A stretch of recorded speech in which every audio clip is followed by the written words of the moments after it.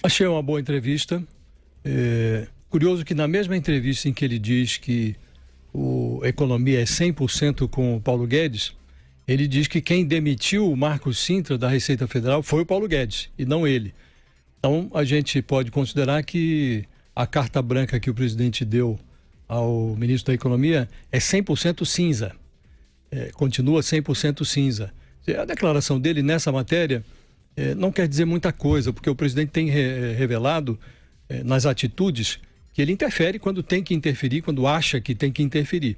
Se fosse 100% Paulo Guedes, hoje nós estaríamos discutindo o imposto sobre o cheque, imposto sobre transações financeiras, a volta da CPMF, e o Marcos Cintra ainda seria secretário da Receita Federal. Marcos Cintra saiu porque o Bolsonaro se irritou com uma exposição que foi feita lá por um sub dele na Receita Federal, detalhando o que seria a volta da CPMF, e o sujeito rodou. Então, o Paulo Guedes tem essa liberdade, uma liberdade, a Vera tem toda a razão, maior do que a do Sérgio Moro, até porque o Bolsonaro, de fato, não entende de economia, e é muito incômodo que o presidente trate, ele fala que está numa relação quase casado com o Rodrigo Maia, que às vezes, na sua linguagem matrimonial, ele diz que o outro, o Alcolumbre, tem ciúmes quando vê que ele está quase casado com o Rodrigo Maia. Aí quando se pergunta quais são as prioridades dele, por que ele acha importante ter essa afinidade com os presidentes do Legislativo, ele diz, é bom estar bem com o Rodrigo Maia, porque o Rodrigo Maia vai colocar em votação a proposta de porte de armas e as mudanças no Código Nacional de Trânsito. Essas são as prioridades reais do presidente da República.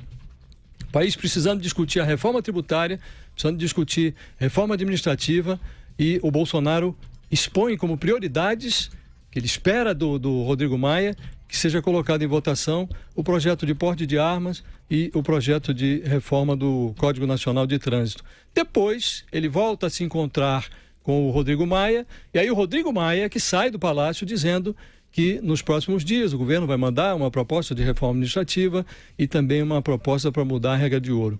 Então as prioridades do presidente, elas são muito miúdas perto das necessidades do país. Sempre que ele se expõe e que ele expõe o seu ponto de vista sobre o processo, essa miudeza do Bolsonaro fica explicitada nas suas declarações.